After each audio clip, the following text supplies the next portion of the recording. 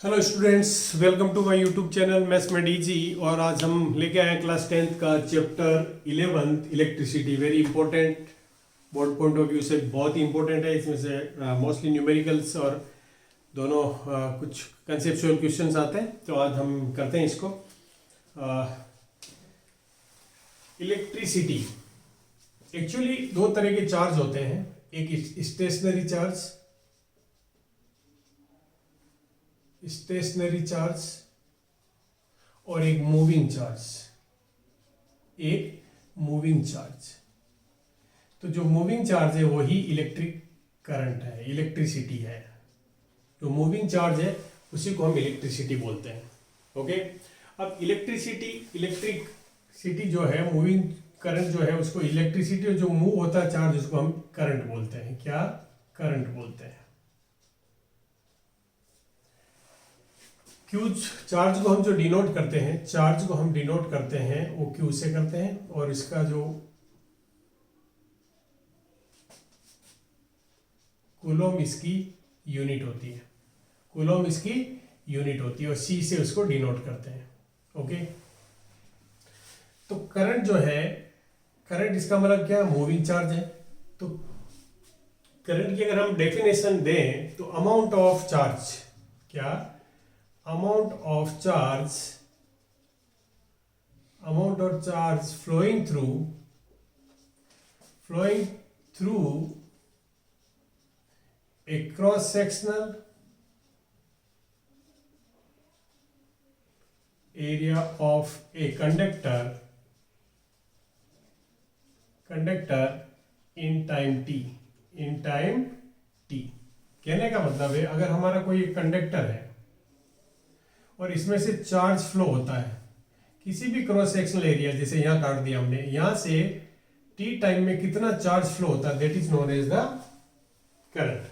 तो इसका मतलब अगर हम आई करंट को हम डिनोट करते हैं किससे? करंट को हम डिनोट करते हैं कैपिटल आई से। तो आई इजिकल्स टू क्या होगा? I equals to Q divided by T.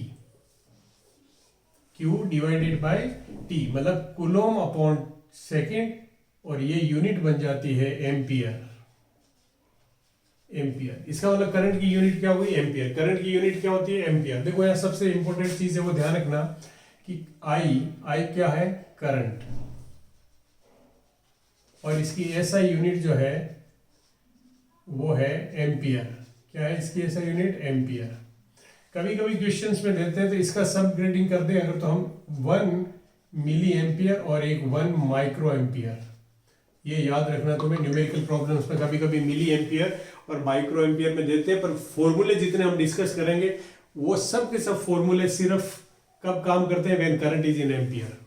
जितने भी फॉर्मूले वर्क करते हैं when current is in ampere. So you have to convert this units. अगर ये गिवन है तो उनको करंट में, एम्पियर में कन्वर्ट करना। तो क्या मतलब होता है? मिली एम्पियर का मतलब होता है 10⁻³ एम्पियर, और माइक्रो एम्पियर का मतलब होता है 10⁻⁻6 ampere. Have you understood?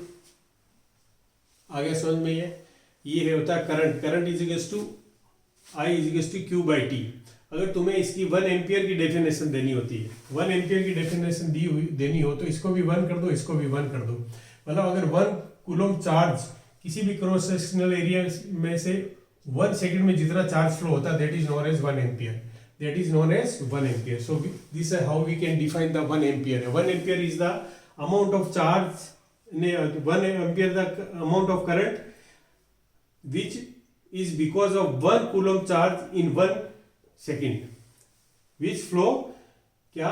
1 coulomb charge अगर 1 सेकंड में फ्लो करता है किसी भी क्रॉस सेक्शनल एरिया से, तो that amount is known as 1 ampere. Okay, चलो इसके बाद हम बात करते हैं इलेक्ट्रिक सर्किट। क्या? इलेक्ट्रिक सर्किट क्या होता है एक्चुअल में?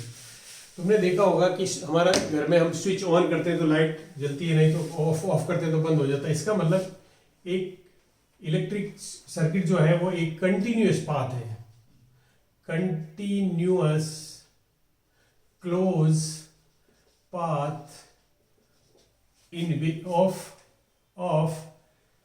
करंट। एक कंटिन्यूअस क्लोज पाथ है जिसमें से करंट फ्लो करता है, through which current flow is known as electric circuit, वही इलेक्ट्रिक सर्किट है। ठीक है ना, क्या a continuous close path of flowing current या flowing charge is known as electric circuit, ये इलेक्ट्रिक सर्किट बन जाता है। ठीक है, इलेक्ट्रिक सर्किट डायग्राम अलग चीज होती है। इलेक्ट्रिक करंट, इलेक्ट्रिक सर्किट को अगर हम स्कीमेटिक डायग्राम से अगर हम शो करें, डायग्राम से शो करें जिसके अंदर कंपोनेंट्स होते हैं, क्या कंपोनेंट्स होते हैं, क्या रेजिस्टेंस की, power supply source like cell और बैटरी, अगर ये चीजें होती है उसको हम इलेक्ट्रिक सर्किट डायग्राम बोल देते हैं। जैसे इसमें तुमने लिया, ये तुमने ले लिया बैटरी या सेल, ओके, ये तुमने ले लिया की, और यहाँ पे तुमने कोई भी रजिस्टर लगा दिया, तो this is known as electric circuit diagram. ये मिनिमम कंपोनेंट्स होते हैं। जो ये स्विच है, ये क्या है, स्विच, और ये क्या है, बैटरी, ये क्या है, बैटरी, और यह एक हमारा रजिस्टर है, रेजिस्टेंस कह सकते हो इसको, रेजिस्टेंस है, रजिस्टर कह सकते हो, रजिस्टर है ये। रजिस्टर का मतलब है कि बल्ब हो सकता है, कोई भी इलेक्ट्रिक गैजेट हो सकता है, दैट इज नोन एज, मतलब हमारे लिए वो रजिस्टर है, रेजिस्टेंस है। तो ये क्या है, सर्किट डायग्राम अगर पूछे तुम्हें, कभी कभी पूछ लेते हैं इलेक्ट्रिक सर्किट डायग्राम की डेफिनेशन बताओ, तो तुम कह सकते हो electric circuit diagram is a schematic diagram of electric components like resistance, key, power supply source, etc. is known as electric circuit diagram. Okay, examination point of view से इतना important नहीं है, फिर भी हमने कर लिया है। ठीक है, अब हम बात करते हैं कि इलेक्ट्रिक पोटेंशियल क्या होता है। देखो यहाँ पर तीन चीजें बहुत इंपॉर्टेंट है और तीनों चीजें तुम्हें पढ़नी होती है। करंट का मैंने बता दिया है, करंट का मैंने बता दिया है कि आई, फिर मैं एक बार और डिटेल बता दूंगा। फिर आप अभी हम बात करते हैं, एक इलेक्ट्रिक पोटेंशियल होता है और एक पोटेंशियल डिफरेंस होता है। What is the difference between these two things? क्या एक इलेक्ट्रिक पोटेंशियल, एक होता है इलेक्ट्रिक पोटेंशियल, इलेक्ट्रिक पोटेंशियल, एक होता है इलेक्ट्रिक पोटेंशियल और एक इलेक्ट्रिक पोटेंशियल और एक पोटेंशियल डिफरेंस। एक होता है हमारा पोटेंशियल डिफरेंस। अब दोनों चीजों का मीनिंग समझो। अगर हम कोई भी चार्ज है तो ये इसके चारों तरफ एक फील्ड होता है, इलेक्ट्रिक फील्ड। अगर चार्ज है तो इसके चारों तरफ एक फील्ड होता है ना, जिसके अंदर ये इन्फ्लुएंस रखता है, मतलब ये it can apply a force. अगर दूसरा चार्ज इसके अंदर आता है तो that will feel a force. ठीक है, तो अगर हमें कोई भी टेस्ट चार्ज, एक टेस्ट चार्ज का मतलब होता है, वैसे तो हम कह सकते हैं कि 1 कूलम चार्ज, 1 कूलम चार्ज, पर पॉजिटिव 1 कूलम चार्ज को हम टेस्ट चार्ज बोलते हैं। क्या? टेस्ट चार्ज बोलते हैं, TEST, सॉरी, टेस्ट चार्ज बोलते हैं हम उसको, टेस्ट करने के लिए। अगर इसको देखो, ये इसकी जो, अगर हम बात करें कि इसकी जो इलेक्ट्रिक फील्ड की जो लिमिट्स होती है वो कहां सकती होती है, अप टू इन्फिनिटी हो सकती है। इंटेंसिटी कम होती जाती है, लेकिन हम इसकी लिमिट को हम नहीं कह सकते कि कहां सकते हैं। इलेक्ट्रिक फील्ड है ना, तो इसकी जो हम कह सकते हैं कि कहां तक इन्फ्लुएंस रखेगा, तो हम कहेंगे कि इन्फिनिटी तक। इंटेंसिटी कम होती जाती है, इसकी स्ट्रेंथ कम होती जाएगी, बट ये कहां तक लाई करेगा, ये हम मान के चलते हैं कि इन्फिनिटी तक लाई करता है। तो अगर इन्फिनिटी से 1 कूलम चार्ज को इसमें किसी भी पॉइंट पे लाने, सपोज ए पे लाना है मुझे, कहां पे लाना है, 1 कूलम चार्ज को अगर मुझे यहां लाना है, तो इसको जब मैं यहां लाऊंगा तो इसके ऊपर कुछ वर्क करना पड़ेगा। I have to do some work to carry this charge up to this point in this electric field. तो वो जो वर्क डन होता है that is known as electric potential of point A, और उसको हम VA से रिप्रेजेंट करते हैं। VA से हम रिप्रेजेंट करते हैं कि इलेक्ट्रिक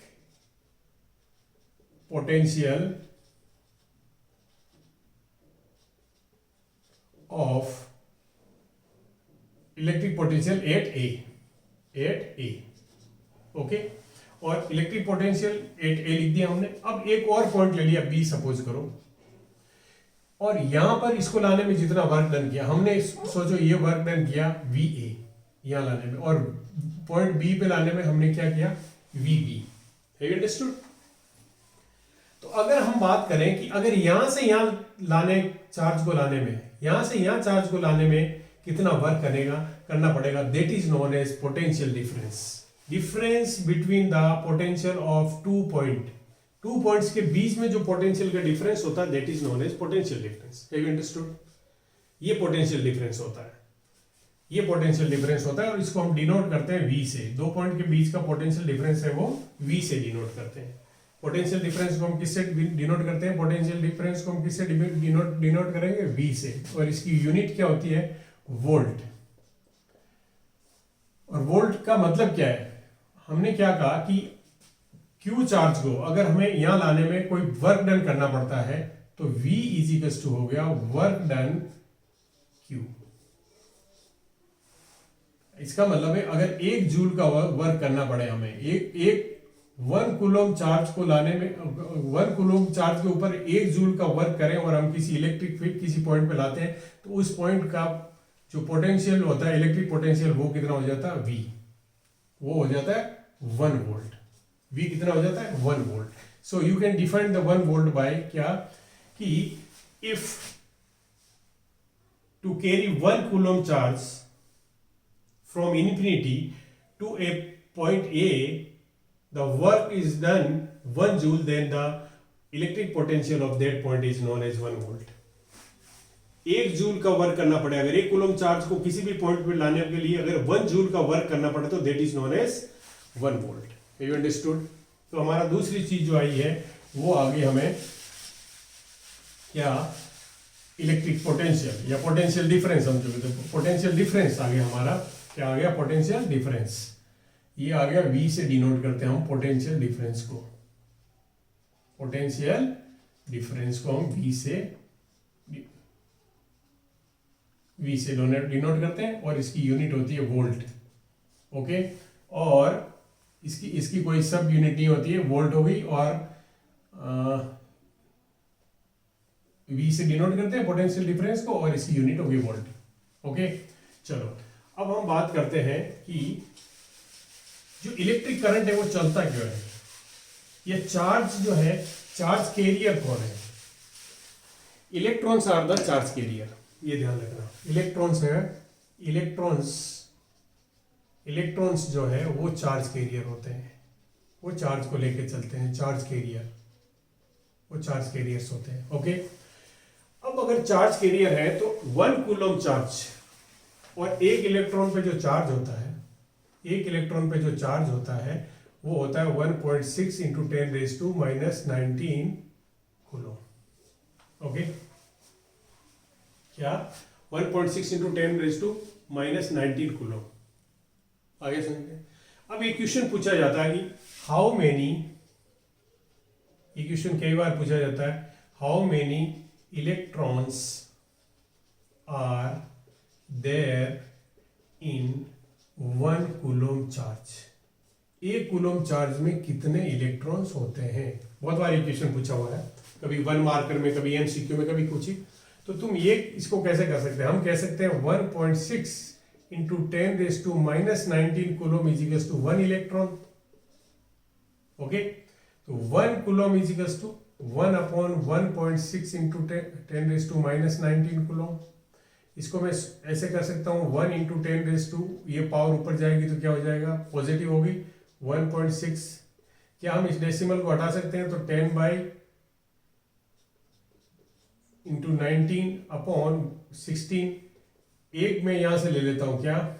0। तो क्या मैं इसको लिख सकता हूँ 100 इंटू 10⁻18? भाई एक 0 हमने ले लिया तो ये 100 से मल्टीप्लाई होगा अपॉन 16। अगर मैं इसको डिवाइड करता हूं तो 16 6 जा 96, 4 बचेगा, 6 डेसिमल आया, 16 2 जा 32, 8 बचेगा, 16 5 जा 80 into 10⁻18 electrons. This is your answer. 6.25 into 10⁻18 electrons are there in 1 coulomb. ये क्वेश्चन पूछा जाता है बहुत बार एग्जाम में कि how many electrons are there in 1 coulomb charge, तो हम इस तरह से this is how we can find out the number of electrons in 1 coulomb charge. Have you understood? चलो इसके बाद हम बात करते हैं कुछ सिंबल्स हैं। क्या इलेक्ट्रिक सर्किट में कुछ सिंबल्स यूज करते हैं, तो उन सिंबल्स में भी कभी कभी पूछ लेते हैं। कुछ इंपॉर्टेंट सिंबल्स होते हैं, मैं बता देता हूँ, बाकी तो सिंबल्स पर फिर भी एक बार रिवाइज कर लो कि तुम जानते हो कि ये सिंबल किसका होता है। पहले इसका ले लो, ये सिंबल किसका होता है? Plus minus cell. और एक से ज्यादा सेल अगर हम लगा लेते हैं तो ये बन जाती है बैटरी, ये बन जाती है बैटरी। ओके, ये जो है ये क्लोज स्विच, क्लोज स्विच। इसको इस तरह से भी लिख देते हैं, कभी कभी इसको इस तरह से भी बना देते हैं। ओके, ये क्लोज स्विच है, ये ओपन स्विच है और ये ओपन स्विच है, ओपन स्विच। ओके, ये जो है ये रजिस्टर है, ये क्या है? रजिस्टर, रजिस्टर या रेजिस्टेंस जो भी है। एक इंपॉर्टेंट जो फिगर होता है ये होता है, इसमें अगर हम इस तरह से बना दें, या इसके दो सिंबल होते हैं, ध्यान से देखना, इस तरह भी बना देते हैं इसको बोलते हैं, ये वेरिएबल रेजिस्टेंस होता है। एक्चुअल में ये क्या है? Variable resistance. क्या है? Variable resistance. बस इसको एक दूसरा नाम भी देते हैं, रेओस्टेट। क्या? रेओस्टेट। ये बहुत इंपॉर्टेंट है, इसको तुम्हें याद रखना, ये इंपॉर्टेंट है, ये रेओस्टेट। ओके, बाकी अमीटर ये तुम्हें दे दिया, ये एमीटर का होता है, ये वोल्ट मीटर होता है। These are instruments, this is an instrument which is use to measure the current in a circuit. This is the voltmeter. It is an instrument to measure the potential difference across two end of a resistor. किसी भी resistor के दो and पे जो potential difference find करने के लिए या मेजर करने के लिए इंस्ट्रूमेंट को यूज करते हैं। ये हम कह सकते हैं क्रॉस वायर। अगर इस तरह से होंगे तो सॉरी, ये हम अगर कहें कि एक वायर ऐसे जा रहा है, एक वायर ऐसे, ये क्रॉस वायर हो गया। ये वायर है दो, ये वायर 1 और ये वायर 2, तो ये crossing of wire without connection. और ये क्या है? जॉइंट ऑफ वायर हो जाएगा। वायर को हम जॉइंट इस तरह से करते हैं। तो these are the symbols which we use in electric circuits. ये सब सर्किट हम यूज, ये सिंबल्स हम यूज करते हैं। Okay, so these are the some symbols, but important symbol ये होता है, बाकी तो ऐसा कुछ सिंबल्स हैं। ओके, कभी कभी पूछ लेते हैं rheostat, what do you mean by rheostat? तो rheostat is a variable resistance. Variable resistance जो तुम इलेक्ट्रिकल आयरन जो तुम्हारे घर में होती है उस पर एक नॉब लगी रहती है, तो तुम इस तरह से उसको करते हो तो वो क्या वेरिएबल रेजिस्टेंस देता है। ये आ गया इलेक्ट्रिक पोटेंशियल। अब एक और नाम तुम्हें याद है, तुमने पढ़ रखा है, क्योंकि अब तो तुम रिवीजन के स्टेज पे हो, तो एक चीज और पढ़ी होगी तुमने कि एक आर नाम की चीज और होती है जिसको हम रेजिस्टेंस बोलते हैं। क्या बोलते हैं हम? रेजिस्टेंस। और इसकी यूनिट होती है OHM, ओम। ओके, ये तीन चीजें हम यूज करेंगे मोस्टली। क्या? IVR। तो इनमें जो रिलेशन है वो किसने दिया? वो ohm's law. Ohm's law. Ohm's law को अगर मैं मैथमेटिकली कहूं तो ohm's law V is proportional to I। क्या? Potential difference across two end of a conductor is directly proportional to the amount of current flowing through it. ये है definition of the Ohm's law. क्या? The amount of electric potential difference across two end is directly proportional to the current flowing through it. ये है। और इसको मैं ऐसे भी लिख सकता हूं, V is equals to IR। ये क्या है? एक कोफिशिएंट है, यहां पर ये एक कोफिशिएंट है, प्रोपोर्शनलिटी कोफिशिएंट हो गया। इसी को हम क्या कहते हैं? रेजिस्टेंस। इसी को हम क्या कहते हैं? रेजिस्टेंस। इसी को हम क्या कहते हैं? Resistance. It oppose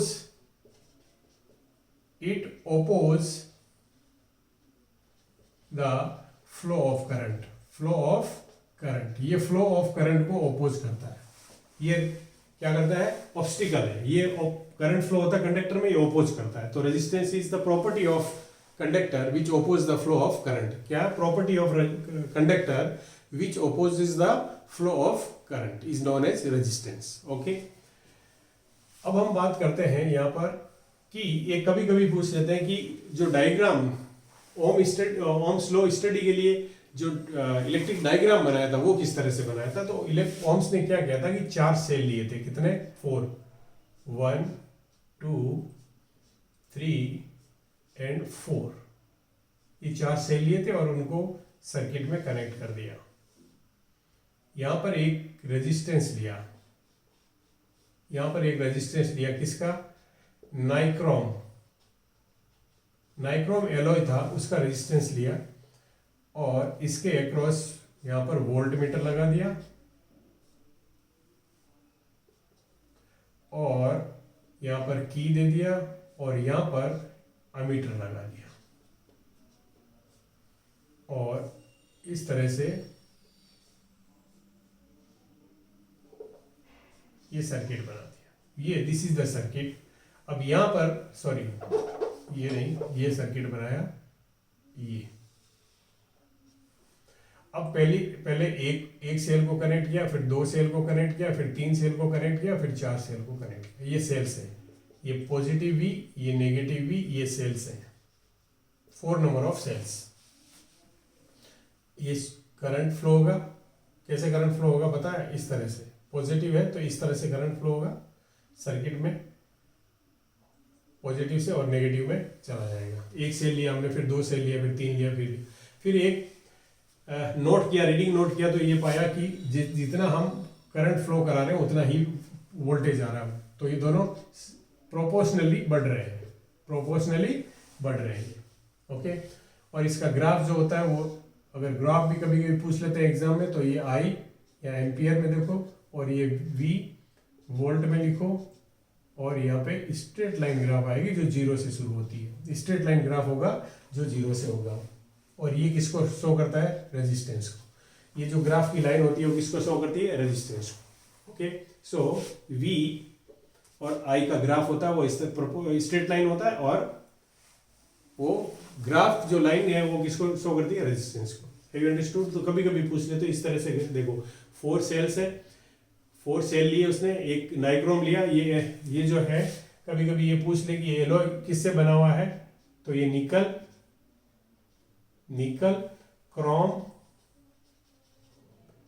Chrome, manganese and iron, ये चारों से मिलके एक एलॉय बनाया हुआ है। क्या? निकल, क्रोम, मैंगनीज एंड आयरन। तो इसको बोलते हैं नाइक्रोम। ये यूज किया था ओम्स ने। ओके, चलो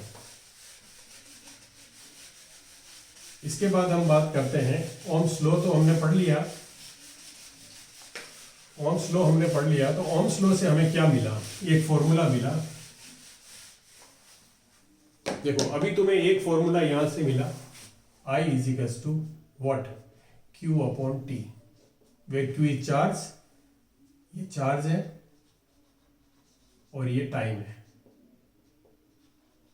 टाइम किसमें? सेकंड में, और चार्ज किसमें? कूलोम में। चार्ज कूलोम में। इसके बाद V का एक फॉर्मूला मिला, W अपॉन Q, ये वर्क किसमें? जूल में, और ये चार्ज कूलोम में, और जूल पर coulomb is known as volt, और यहाँ पर charge upon time, coulomb upon time is known as ampere. Okay, अब हमें तीसरा फॉर्मूला यहाँ मिला, V is equals to IR। Very important, V is equals to IR। ये है ओम्स लॉ से, ये तीनों में रिलेशन है, करंट, रेजिस्टेंस और पोटेंशियल डिफरेंस में। ओके, अब हम बात करते हैं कि क्या ये रेजिस्टेंस जो R is equals to V upon I। अब हम बात करते हैं कि factors which affect the resistance। कौन कौन से फैक्टर है जिन पे रेजिस्टेंस डिपेंड करता है? तो पहले तो हम लिखेंगे length of conductor. Number 2, cross sectional area of the conductor.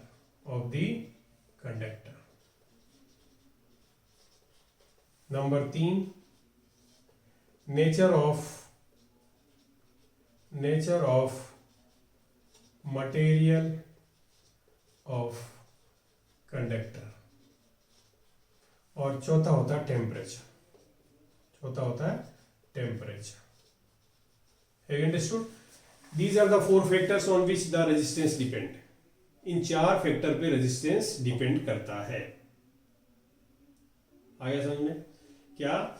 There are 4 factors on which resistance depend. अब ये चारों पे कैसे डिपेंड करता है ये हमें लिखना होता है कि रेजिस्टेंस जो होता है, मैं देखो मैथमेटिकली लिखूंगा, resistance is directly proportional to the length. ऐसा क्या है? देखो जो करंट फ्लो है ना आई, इसको तुम वाटर फ्लो से रिलेट कर सकते हो, कोरिलेट। वाटर कैसे फ्लो करता है? वाटर हेड क्या कहते हैं? इस अगर इस हाइट पे टैंक है पानी का, तो ये अगर हमें सप्लाई करना है कहीं यहाँ पे, तो ये जो वाटर हेड डिफरेंस होता है यहाँ पे सप्लाई देना है, और यहाँ पर वाटर का टैंक है, तो ये this is known as water head. ये वाटर हेड माना जाता है इतना। तो ये अप से डाउन फ्लो करता है। तो करंट जो फ्लो, अगर करंट फ्लो की बात करें तो it causes due to the potential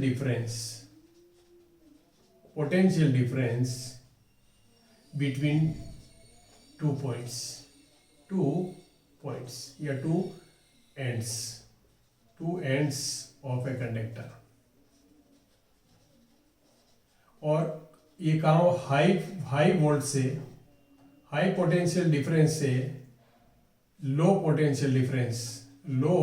potential difference की तरफ फ्लो करता है। Current flow from high potential difference to low potential difference. अगर तुम्हें क्वेश्चन में पूछ ले कि what is cause of flow of current, तो तुम लिख सकते हो कि potential difference is the cause of flow of current, and current always flows from high potential difference to low potential, high electric potential to low electric potential की तरफ flow करता है। पोटेंशियल डिफरेंस नहीं, तुम यहाँ पे high electric potential to low electric potential की तरफ फ्लो करता है। कभी भी ऐसे फ्लो नहीं करता। वाटर भी देखो, अगर वाटर फ्लो करेगा तो ऐसे करेगा, हाई वाटर हेड से लो वाटर हेड की तरफ फ्लो करेगा। और ऐसे ही जैसे तुम इसको समझ लो कि लेंथ ऑफ कंडक्टर, अगर पाइप लंबा है तो उतना ही टाइम लगेगा पानी फ्लो होने में, और अगर छोटा पाइप है तो पानी धीरे चलेगा। मतलब cross sectional area come, water flow is less. Cross sectional area ज्यादा पाइप का, तो वाटर इजीली फ्लो होता है। ठीक है ना? आ रहा समझ में? तो हम यहाँ पर रेजिस्टेंस को पढ़ रहे हैं। रेजिस्टेंस क्या? हर्डल है। रेजिस्टेंस क्या? एक हर्डल है in the flow of current. तो it is directly proportional to the conductor. जितना लंबा कंडक्टर उतना ज्यादा रेजिस्टेंस, जितना ज्यादा लंबा कंडक्टर उतना ज्यादा रेजिस्टेंस। तो मैं कह सकता हूँ लेंथ के डायरेक्टली प्रोपोर्शनल है, नंबर 1। नंबर 2 जो है वो कि R is proportional to 1/A। Cross sectional area पे जितना ज्यादा उतना रेजिस्टेंस कम, क्योंकि देखो जितना बड़ा पाइप उसमें पानी इजीली जाएगा, तो वाटर हर्डल कम है। तो वही यहाँ पर आएगा कि जितना ज्यादा क्रॉस सेक्शनल एरिया उतना कम रेजिस्टेंस, जितना ज्यादा क्रॉस सेक्शनल एरिया उतना कम रेजिस्टेंस। और इन दोनों फॉर्मूलों को हम अगर कंबाइन करें तो हमें मिलता है R प्रोपोर्शनल टू L/A। और यहाँ पर एक कांस्टेंट हम लगा देते हैं, प्रोपोर्शनलिटी कांस्टेंट रो L/A, और ये rho is known as resistivity.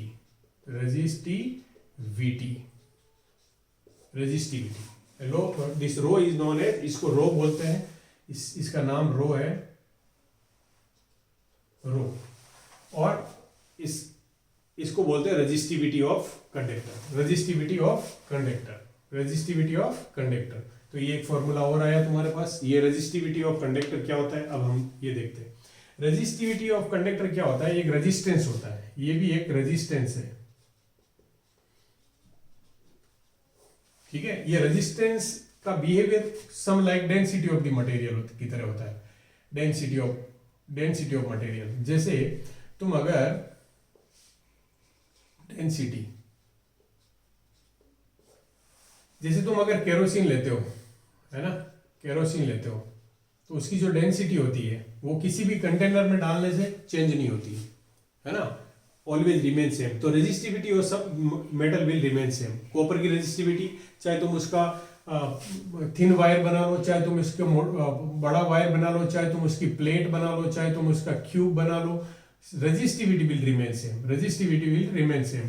But यहाँ पर एक क्वेश्चन आता है कि रेजिस्टेंस तो बता दिया कि सर आपने रेजिस्टेंस बता दिया, पर वो रेजिस्टेंस होता कितना है भाई, resistivity, how we calculate the resistivity, तो वो मैं बताता हूं कि किसी भी रेजिस्टेंस ऑफ 1 क्यूबिक मीटर, क्या resistance of 1 cubic metre of a metal is known as its resistivity।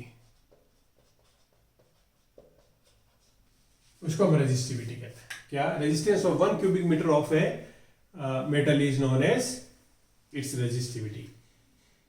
आया समझ में? मतलब कहने का मतलब है, अगर हम एक ऐसा क्यूब लें जिसकी all sides are of 1 metre, 1 metre 1 metre 1 metre इस तरह से ले, और इसका अगर हम रेजिस्टेंस फाइंड करें तो that resistance is known as resistivity of the. जैसे कॉपर का लिया तो कॉपर की रेजिस्टिविटी, अगर हमने सिल्वर के लिया तो सिल्वर की रेजिस्टिविटी। You understood this? आ गया समझ में? चलो अब हम बात करते हैं, ये तो तुमने पढ़ लिया, और हम साथ साथ फॉर्मूले लिखते जा रहे हैं। यहां पर जो जो फॉर्मूले यूज होंगे, देखो I is to Q by T, V is to, अब एक फॉर्मूला हमने ये ले लिया V is to I R, और एक फॉर्मूला और ले लिया हमने, क्या? R is to rho L upon E। Okay, जहां पर रो रेजिस्टिविटी है, ठीक है। अब यहां पर आर की मैंने तुम्हें रेजिस्टेंस और इसकी यूनिट बता दी है, एल की तुम जानते हो, एरिया की तुम जानते हो, तो इसकी जो यूनिट है वो है ओम मीटर। ये भी पूछते हैं एग्जाम में, ध्यान रखना, ओम इंटू मीटर। कैसे आया? देखो, अगर मैं इसकी यूनिट निकालना चाहूं तो रो इजिकल्स टू क्या लिखूं? R A upon L. इसकी यूनिट क्या होती है? ओम। इसकी क्या होती है? Metre square. एरिया की क्या होती है? Metre square. और नीचे क्या है? मीटर। एक मीटर कैंसिल हो गया तो हमें क्या मिल गया? Ohm metre. So this is the unit of this resistivity. Resistivity की यूनिट ये हो गई R into A upon L. ये रेजिस्टिविटी का फॉर्मूला है, बट हम इसी फॉर्मूले में याद रख लो, है ना? तो ये हो गया। अब हम बात करते हैं ओम्स लॉ के बाद, हम बात करते हैं क्या? Combination of resistance, combination of resistances और इक्विवेलेंट रेजिस्टेंस फाइंड करते हैं हम। कॉम्बिनेशन ऑफ रेजिस्टेंसेस,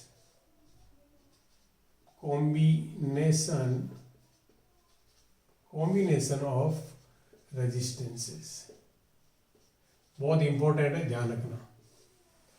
अगर हमारे पास रेजिस्टेंसेस हैं R1, R2, R3, R4 dot dot dot Rn, इतने रेजिस्टेंसेस हैं हमारे पास। अगर हमें इनको रेजिस्टेंस के दो कॉम्बिनेशन हो सकता, एक सीरीज और एक पैरेलल, दो कॉम्बिनेशन है हमारे पास, एक सीरीज और एक पैरेलल। तो सीरीज का मतलब है, अगर हम इस तरह से इनको R1, R2 dot dot dot Rn, इस तरह से अगर हम इनको ज्वाइन करें तो these are known as in series. ये सीरीज में है, ये R1 हो गया, ये R2 हो गया, ये Rn हो गया। ओके। पैरेलल कॉम्बिनेशन का मतलब होता है कि ये R1 है, ये R2 है, डॉट डॉट डॉट ऐसे जोड़ते जाएंगे, और ये Rn है, और ये सब के सब ऐसे जोड़े जाएंगे इन दो पॉइंट के बीच। This is known as parallel combination. This is R1, this is R2, this is R3। ये डायग्राम तो बहुत आसान लग रहा है, ठीक है। अगर मैं इसको सर्किट से जोड़ दूं, ध्यान से देखो, मैं इलेक्ट्रिक सर्किट से इसको जोड़ देता हूं,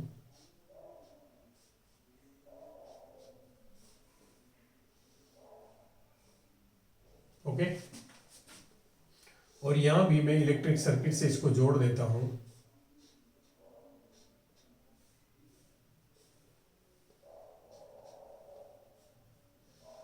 ये मैंने जोड़ दिया इलेक्ट्रिक सर्किट से, ये हमारी की है, ये हमारी की है। अब एक बात बताओ, यहां से ये वोल्ट है प्लस माइनस, ये सोर्स है जो करंट सप्लाई करेगा, बैटरी। करंट यहां से कैसे जाएगा, ऐसे जाएगा, इसमें से जाएगा इसमें, इसमें से जाएगा इसमें, इस तरह से करंट जाएगा। इसका मतलब क्या है कि all these current flow through all these is the same current.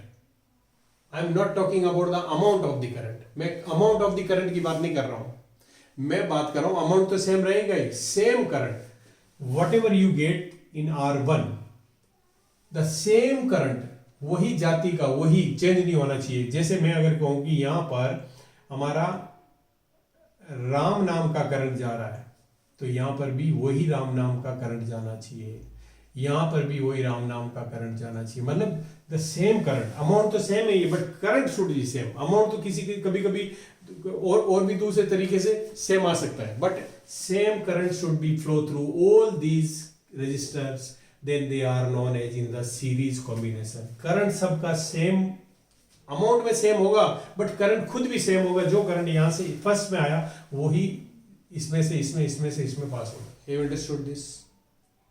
आ गया समझ में? यहां पर क्या है, यहां पर जो है अगर मैं ये कहूं कि इन दो एंड के बीच में, मैं इसको ऊपर लिख देता हूं, इन दो एंड के बीच में अगर मैं वोल्ट मीटर लगाऊं प्लस माइनस, अब यहां पर देखो तुम यहां पर इसका अगर तुम पोटेंशियल डिफरेंस फाइंड करना होगा तो तुम्हें यहां पर एक वोल्ट मीटर लगाना पड़ेगा, इसका फाइंड करना है तो तुम्हें यहां दूसरा वोल्ट मीटर लगाना पड़ेगा, और इसका फाइंड करना है तो तुम्हें यहां पर n number of volt meter लगाना पड़ेगा। बट इस केस में देखो कि यहां पर potential difference of all these have the same potential difference. कहने का मतलब है जो पोटेंशियल डिफरेंस इसके अक्रॉस होगा R1 के, वो सेम पोटेंशियल डिफरेंस, हमें अमाउंट की बात नहीं कर रहा हूं, वही potential difference across all these होगा। और यहां पर एक चीज और है कि यहां पे करंट डिवाइड होता है, इसमें करंट डिवाइड नहीं होता। जहां पे भी तुम्हें करंट डिवाइड लगे, जहां भी करंट का डिवीजन हो जाता है, तो हम उसको देखेंगे कि वो सीरीज में नहीं हो सकता है। अगर करंट डिवाइड हो रहा तो वो सीरीज में नहीं हो सकता है। ओके, तो दोनों चीजें समझ में आ गई। इसका मतलब यहां पर वोल्टेज हरेक का वोल्टेज किसके बराबर रहेगा, equal to the voltage of the source. अब हम क्या करते हैं, एक नई चीज डालते हैं कि इक्विवेलेंट रेजिस्टेंस, ये क्या होता है, RE। मतलब मैं अगर इस सीरीज में जितने रजिस्टर्स हैं उनको हटा के और एक रजिस्टर लगाना चाहूं तो that is known as equivalent resistance of all this. इन सब के बराबर हो जाएगा, वो इक्विवेलेंट रेजिस्टेंस होता है। मान लो कि हमारा ये चार्ज, ये क्या वोल्टेज कितना है, अब ये जो जितने ये वोल्टेज जो V है, ये क्या होगा, हर एक का जो इंडिविजुअल, इसका V1 है, इसका V2 है, इसका V3 है, बट टोटल सर्किट का जो पोटेंशियल होता है that is equal to the potential of the, क्योंकि यही तो सप्लाई करता है, यही क्रिएट करता है पोटेंशियल डिफरेंस। तो सोर्स का जो पोटेंशियल डिफरेंस होता है वही सबके पोटेंशियल डिफरेंस के बराबर होता है, प्लस Vn। ओके, अगर मैं इसको लिखना चाहूं, V इज इक्वल टू क्या होता है, IR। सपोज करो करंट सब में सेम फ्लो हो रहा है, देखो इसमें भी उतना ही करंट जा रहा है, सपोज करो इसमें करंट आई जा रहा है, तो इसमें भी वही आई जा रहा है, इसमें भी वही आई जा रहा है, इसमें भी वही जा रहा है। तो अगर मैं यहाँ पे लिखूं तो मैं लिख सकता हूं I और RE। मान लो एक रेजिस्टेंस है बहुत बड़ा, हमारा RE हो गया। यहाँ पे V1 इज इक्वल टू क्या करोगे, IR1, प्लस यहाँ पे क्या करो IR2, plus dot dot dot plus IRN। आ रहा समझ में, I कॉमन है, I कैंसिल हो जाएगा, तो हमें RE मिल गया। RE इज इक्वल टू क्या हो गया, R1 plus R2 plus dot dot dot plus RN। आ रहा समझ में? ये इक्विवेलेंट रेजिस्टेंस। इक्विवेलेंट का मतलब है कि इन सब रेजिस्टेंस को हटा के मैं अगर एक रेजिस्टेंस लगाऊं जो इतने अमाउंट का हो, तो सेम सर्किट रहेगा हमारा, सेम इफेक्ट रहेगा। Have you understood this? यहाँ पर हम बात करते हैं तो यहाँ पर देखो, यहाँ से जो करंट निकला वो करंट इसमें गया, वो I1 ले लिया हमने, इसमें जो करंट गया वो I2 ले लिया हमने, तो ऐसे करते करते इसमें जो करंट गया वो IN हो गया, और यहाँ से जब वापस आया तो I आ गया। तो इसका मतलब जो I करंट है वो किसके बराबर है? I1 plus I2 plus dot dot dot plus IN। जितना करंट यहाँ से गया वही सब में डिस्ट्रीब्यूट हुआ और वापस सर्किट में इतना ही करंट आ गया। अब मैं कहता हूं एक इक्विवेलेंट रेजिस्टेंस, इन सब को हटा के एक इक्विवेलेंट रेजिस्टेंस अगर मैं लगा दूं RE, तो यहां पर देखो वोल्टेज सबका सेम है, V सबका सेम है, वो इसके बराबर है। सो सर्किट का V कितना हमारा, तो I इजिकल्स टू क्या होता है? I इजिकल्स टू, फॉर्मूला देखो, I इजिकल्स टू क्या होगा? V upon R। तो क्या मैं यहां पर लिख सकता हूं V upon RE equals to V upon R1 plus V upon R2 plus dot dot dot plus V upon RN। और मैं अगर यहाँ से V कैंसिल करूँ तो मुझे मिलेगा 1 upon RE equals to 1 upon R1 plus 1 upon R2 plus dot dot dot plus 1 upon RN। Okay, अब एक चीज है, तो ये आ गया हमारा रेजिस्टेंस। ये नहीं होता है, तुम्हें कैलकुलेट क्या करना होता है? RE, इसका जो भी अमाउंट आएगा उसको हम रेसिप्रोकल करेंगे तो we will get R, reciprocal of the sum of this all. Okay, आ गया समझ में? तो ये है हमारा सीरीज कॉम्बिनेशन और ये हमारा पैरेलल कॉम्बिनेशन। ये हमारा पैरेलल कॉम्बिनेशन। पैरेलल कॉम्बिनेशन में क्या होगा? Potential difference of each resistance is equal. इसमें क्या होगा? Electric current flowing through all the resistance is the same current which flow from the first, second, third, same current flow होगा, इसमें same potential difference होगा। Have you understood this? आ गया समझ में? आ गया समझ में ये? अब हम बात करते हैं कि अगर इक्वल नंबर ऑफ रेजिस्टेंसेज होते हैं, कभी कभी होता है, तो अगर मैं कहूँ कि n इक्वल नंबर रेजिस्टेंस है तुम्हारे पास, ध्यान से सुनना और इस फॉर्मूले को अप्लाई करना। अब हमें दो फॉर्मूले और मिल गए हैं, ध्यान से देखना, मैं लिखते जा रहा हूं इधर। दो फॉर्मूला हमें और मिल गए। एक मिल गए हमें सीरीज के लिए RE, मतलब रिजल्टेंट है, तो ये हो गया R1 plus R2 plus dot dot dot plus RN।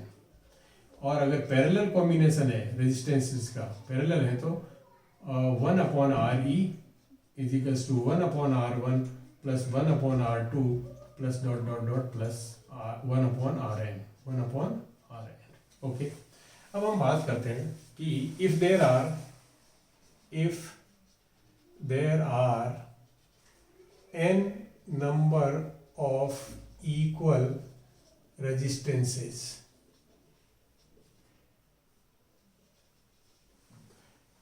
and they are in series combination.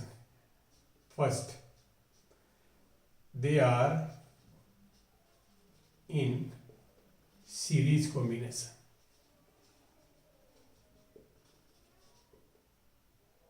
अगर वो सीरीज कॉम्बिनेशन में तो RE कितना होगा? Equals to n into R। कितना हो जाएगा? n into R। अगर n रेजिस्टेंसेज है of the, if there are n number of equal resistances, मतलब उसका रेजिस्टेंस अगर R है, वो n नंबर है, तो इक्वलेंट रेजिस्टेंस होगा वो, that will be equals to NR। और मैं अगर ये कहूं कि अगर वो they are in parallel combination, they are in parallel combination, अगर वो पैरेलल कॉम्बिनेशन में है तो इनका इक्विवेलेंट रेजिस्टेंस कितना होगा? तो इक्विवेलेंट RE कितना होगा? RE is equals to R upon N। Have you understood? RE is equals to R upon N। RE is equals to R upon N। मतलब अगर मैं तुम्हें कहूं कि हमने 6 ओम के 6 ओम के 6 रेजिस्टेंसेज लिए 6 ओम के 6 रेजिस्टेंस लिए और उनको मैंने सीरीज में कर दिया, तो बताओ RE कितना होगा? तो तुम सिंपली कह सकते हो 6 इंटू 6 इज इक्वल्स टू 36। और अगर तुमने पैरेलल कॉम्बिनेशन में लिया तो आर ई इजिकल्स टू क्या होगा 6/6 इजिकल्स टू 1 ओम, इसमें 36 ओम। तो एक तो चीज तुम ये नोट करोगे क्या कि हमारा हर एक रेजिस्टेंस कितने का था 6 ओम का था, लेकिन हमारा रिजल्टेंट जो इसमें आया वो 1 ओम आया। आ रहा समझ में? 1 ओम आया। इसका मतलब हम दो चीजों पे कि यहां पे are E is greater than the largest resistance. जो भी लार्जेस्ट रेजिस्टेंस होगा उससे भी बड़ा होगा इनका equivalent resistance if they are in the series combination. और इस पैरेलल कॉम्बिनेशन में R is less than the least resistance. सबसे छोटा जो रेजिस्टेंस होगा उससे भी कम होगा इनका रिजल्टेंट। तो सीरीज कॉम्बिनेशन में अगर हम सीरीज कॉम्बिनेशन में हम रेजिस्टेंस को अगर लगाते हैं तो उसका मतलब है कि रिजल्टेंट रेजिस्टेंस जो आता है उनका वो इंडिविजुअल जो सबसे छोटा रेजिस्टेंस है उससे भी कम आता है। सीरीज कॉम्बिनेशन में है तो R is always greater than the largest resistance. अगर तुमने मान लो एक ओम का रेजिस्टेंस, दूसरा 2 ओम का रेजिस्टेंस, तीसरा 3 ओम का रेजिस्टेंस, ये 3 रेजिस्टेंस तुमने लगाए सपोज करो। अगर तुमने आर ई निकालना है सीरीज में तो इसका मतलब है कि ये 3 से भी बड़ा होगा। तुम ऐड करो 1 + 2 + 3 equals to 6 Om, equals to 6 ओम। लेकिन मैं ये कह रहा हूं कि अगर तुम इसको पैरेलल कॉम्बिनेशन में लगाते हो तो पहले से ही पता है तुम्हें कि आर ई लेस देन 1 आएगा। सबसे छोटा क्या 1 ओम है, उससे भी छोटा आएगा आंसर। Have understood? करके देख लो। 1/RE equals to 1/1 + 1/2 + 1/3। तुमने एलसीएम लिया आया 6, तो यहाँ पे क्या आ गया 6 प्लस यहाँ पे कितना आया 3 प्लस यहाँ पे आ गया 2 इजिकल्स टू 1/RE। और मैं अगर RE निकालता हूँ यहाँ पे तो RE इजिकल्स टू 6 अपॉन ये कितना हो गया 11, और 6/11 इज लेस देन 1 है क्योंकि डिनोमिनेटर बड़ा है न्यूमरेटर छोटा है। This value will give you less than 1। Have understood this? So तुम्हें फैक्ट याद रखना है कि पैरेलल कॉम्बिनेशन में जो इक्विवेलेंट रेजिस्टेंस होता है that is less than the least one, और सीरीज कॉम्बिनेशन में जो इक्विवेलेंट रेजिस्टेंस आएगा वो greater than the largest resistance, उससे भी बड़ा होगा। Have you understood this? आ गया समझ में? ये पक्का? सो कॉम्बिनेशन ऑफ रेजिस्टेंस हो गया, मैंने इसके बारे में कुछ तुम्हें ये बता दिया है। अब पैरेलल और सीरीज कॉम्बिनेशन, अगर मैं तुम्हें कुछ क्वेश्चंस दूं और ये फॉर्मूले जो हैं वो ये फॉर्मूले होंगे।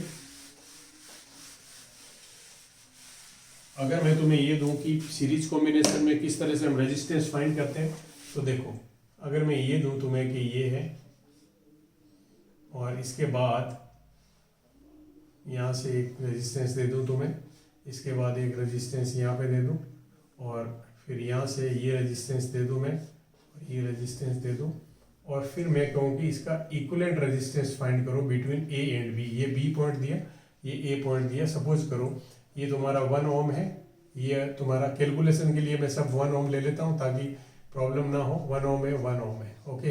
अब यहाँ पे आ जाओ, यहाँ से करंट फ्लो हुआ, यहाँ आके करंट डिवाइड हो गया। इसका मतलब इसके साथ ये भी सीरीज में नहीं है और ये भी सीरीज में नहीं है, ओके। बट यहाँ पे जो करंट आया, इसके अंदर जो करंट आया वही इसके अंदर गया। इसका मतलब ये दोनों सीरीज में हो गया, ये दोनों सीरीज में हो गए। ऐसे ही जो करंट यहाँ आया वही करंट इसमें गया, यहाँ इसके थ्रू गया, तो ये दोनों भी सीरीज में हो गए। तो हम इसका एक डायग्राम बना लेते हैं इस तरह से, और इस पॉइंट पे ये दोनों सीरीज में है तो 1 + 1 कितना हो गया। इसकी जगह इन दोनों का पहले निकाल लो, क्या इक्विवेलेंट RE, इन दोनों का RE कितना हो गया 2 ओम। और ऐसे ही इधर भी तुम निकालोगे तो इनका भी कितना हो गया 2 ओम, ये भी 2 ओम हो गया। Have understood? हमने इसको छोटा कर लिया। अब हम देखते हैं कि करंट यहाँ से फ्लो हुआ, अभी भी करंट डिवाइड हो रहा है। तो ये दोनों यहाँ पे करंट डिवाइड हो रहा है, लेकिन इन दो के बीच में अगर मैं वोल्ट मीटर लगाऊं तो मुझे पोटेंशियल डिफरेंस दोनों का सेम मिल रहा है। इसका मतलब दोनों ये पैरेलल में हो गए। तो पैरेलल में अगर RE निकालना है तो कैसे निकालेंगे हम? RE इजिकल्स टू 1/2 + 1/2, और 2 एलसीएम आया तो ऊपर 2 आया तो ये 1 आ गया, तो 1 ओम हो गया। तो इसका मतलब इन दोनों को हटा के मैं क्या लगा सकता हूँ 1 ओम, ये 1 ओम हो गया। इन दोनों का इक्विवेलेंट रेजिस्टेंस का मतलब होता है कि we can remove these two by replacing this, इससे रिप्लेस कर सकते हैं हम, we can replace these two by 1 ohm. तो इसको 1 ओम से हमने रिप्लेस कर दिया। अब तुम देखोगे इसमें से जो करंट आ रहा है वही इसमें जा रहा है, वही तो इसके दोनों ये सीरीज में हो गए। तो R E is equals to 1 + 1 is equals to 2 ohm. Have you understood this? Like this you can find out the resistance. ठीक है, तुम्हें प्रैक्टिस हो जाएगी, फिर उसकी जरूरत नहीं है। पर मैंने ये बताया कि पहले क्या किया, इन दोनों का इक्विवेलेंट रेजिस्टेंस निकाला, जो 2 ओम आ गया, लिख दिया, क्योंकि दे आर इन सीरीज। ये भी दोनों सीरीज में, इनका भी 2 ओम लिख दिया। अब हमने देखा कि ये दोनों, इनका पोटेंशियल डिफरेंस है, तो दे आर इन पैरेलल। तो पैरेलल से हमने निकाला, तो ये इक्विवेलेंट रेजिस्टेंस आया इनका। अब हमने देखा कि ये दोनों सीरीज में हो गए हैं, हमें फर्स्ट वाला और ये, और हमने ये इक्विवेलेंट रेजिस्टेंस निकाल लिया। ओके, चलो। अब एक चीज और है, कभी कभी हमें ये लगता है,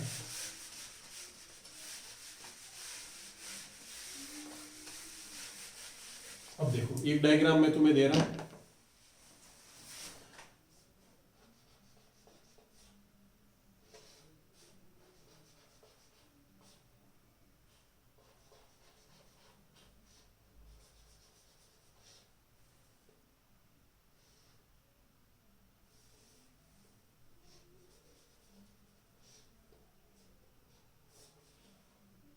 ये दिया मैंने, और हमने ये कहा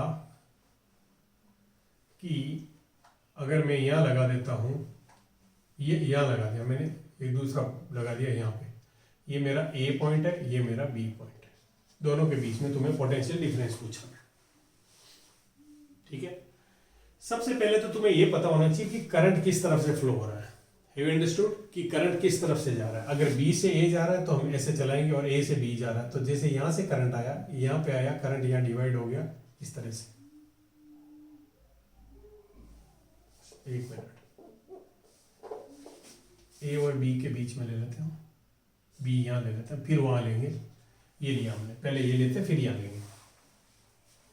अब बताओ कि ये करंट गया इसमें, और यही करंट यहां पे जाके, तो ये दोनों सीरीज में नहीं हो सकते, और ये दोनों भी सीरीज में नहीं हो सकते, क्योंकि करंट डिवाइड हो गया। जितना करंट इधर जाना चाहिए था वो नहीं जा रहा है, इधर भी करंट जा रहा है। अब जितना करंट इसमें है उतना ही करंट इसमें, इसका मतलब ये दोनों सीरीज में हो गए।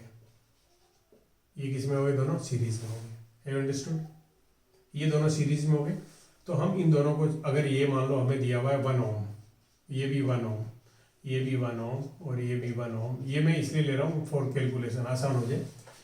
अब एक बात बताओ कि यहाँ करंट इधर से आ रहा है, अगर हमारा सोर्स इस तरह से लगाया हमने, ये सोर्स लगा हुआ है हमारा, ठीक है, तो तुम ये मान के चलो कि करंट प्लस में जाता है, प्लस से जाता है और वापस माइनस से आता है, तो इस यहां से करंट इधर आएगा, ये करंट भी इधर आएगा।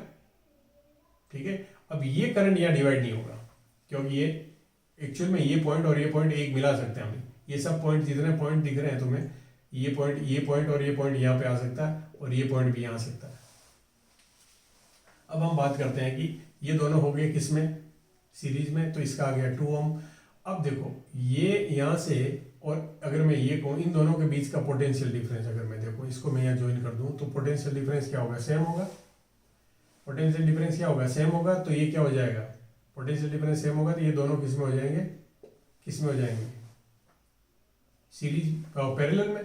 तो हम ले देंगे 1/2 + 1/1, तो ये आ जाएगा 2, और ऊपर कितना आ गया? 1 + 2, तो ये आ गया 2/3। इसका ये इक्विवेलेंट रेजिस्टेंस 2/3 हो गया, मतलब इसके साथ देखो, अब इसका जो इक्विवेलेंट रेजिस्टेंस आ गया वो 2/3 यहाँ हो गया। तो अब 1 के साथ अगर मैं देखूं तो उतना ही करंट इसमें जाएगा जितना इसके साथ, अगर मैं यहाँ पे जोड़ दूं 2/3 का, तो जितना करंट इसमें जा रहा है उतना ही करंट इसमें जा रहा है। तो हमारा क्या हो गया? ये सीरीज में हो गया, तो हमने सीरीज निकाल लिया इन दोनों का। और फिर अब यहाँ आ जाओ कि जितना करंट इसमें गया उतना ही करंट इसमें गया, पर यहाँ जो करंट गया है उतना करंट इन दोनों में नहीं गया है, यहाँ डिवाइड हो गया है। Have understood? तो इसके साथ इनका जो सम आएगा उस आर ई को हम इसके साथ पैरेलल में कर देंगे, 1/1 + 1/RE, और ये 1/RE टोटल निकल जाएगा। Have understood this? This is how we can calculate the resistance. इस तरह से हमें रेजिस्टेंस कैलकुलेट करना है। चलो इसके बाद हम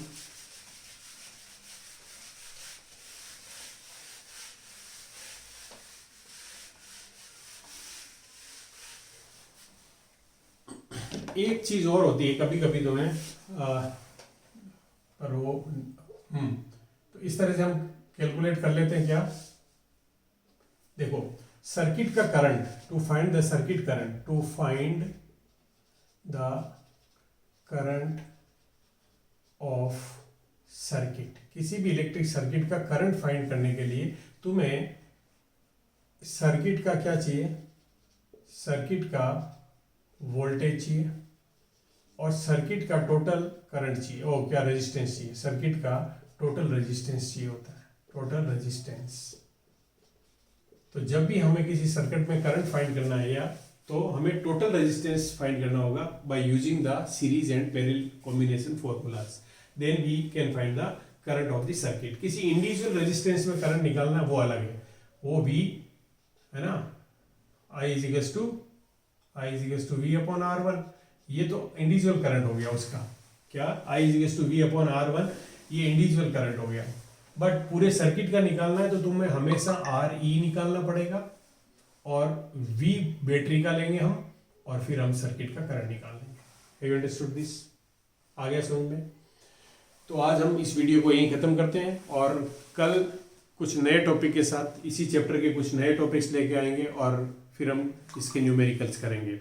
ओके, अगर वीडियो पसंद आया है तो चैनल सब्सक्राइब करो और अपने फ्रेंड्स और रिलेटिव्स के साथ शेयर करो ताकि उनको भी इसका बेनिफिट मिल सके और मुझे मोटिवेशनल सपोर्ट मिल सके। Okay, bye, take care.